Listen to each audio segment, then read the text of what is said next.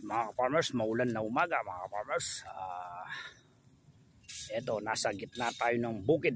Nandito ako sa aking palayan. Yan ang aking palayan.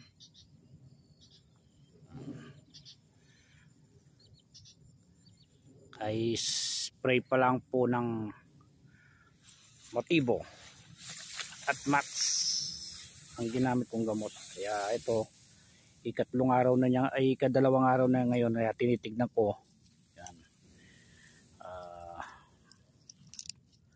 Mayroon pa ata. Wala na.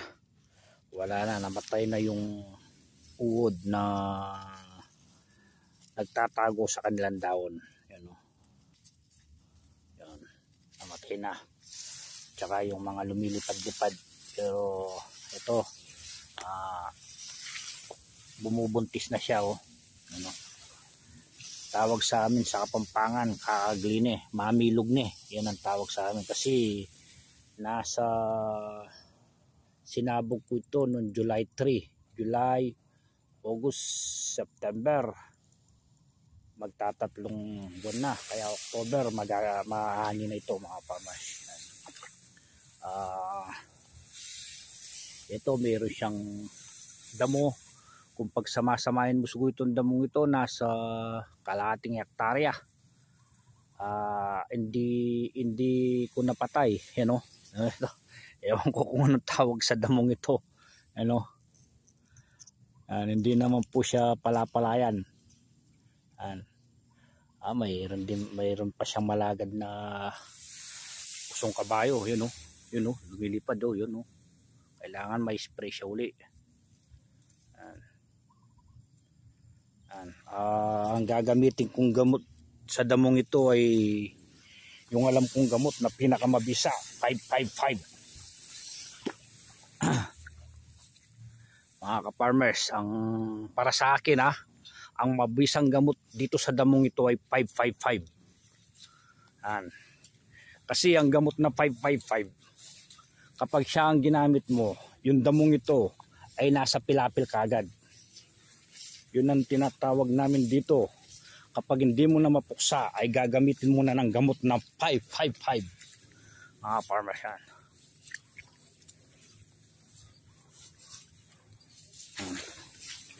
Malakas yung ulan, magdamag. Nagumpisa ng alas 4 o 3:30 hanggang kanina. Tingnan mo natin. Wala na, pero may ano pa siya, may ngusong kabayo pa siyang lumilipad-lipad tulad nung yung puting yun ay kailangan ma-sprayan pa siya. Mayroon pa siyang lumilipad-lipad. Pag uminto itong ulan, pa-spray pa siya. Yung palay ngayon mga kaparmes, mura na, magastos pa. Kaya kung hindi ka naman gagastos ay wala kang anin. Lalong walang mangyayari sa'yo.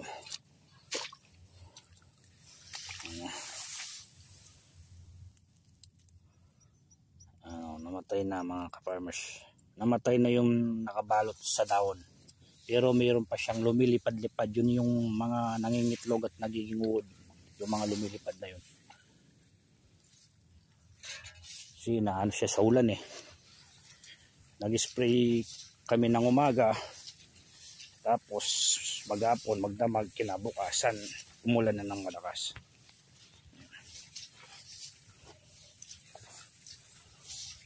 Kaya pag uminto itong ulan ay pa-spray ko siya ulit.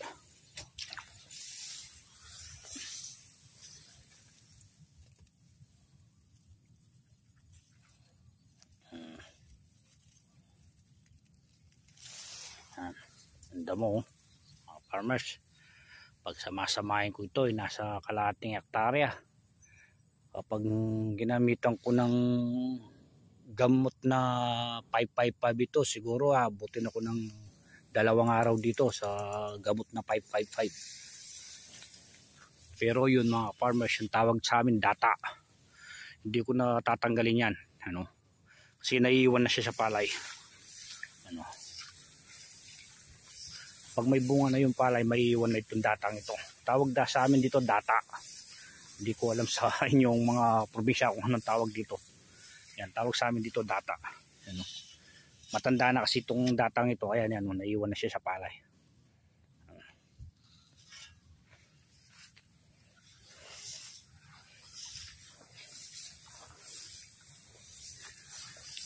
Yan lang mga farmers, matagal-tagal naman tayong hindi nakapag-upload ng ating mga video. Na mga farmers, good morning at makulimlim na umaga sa ating lahat.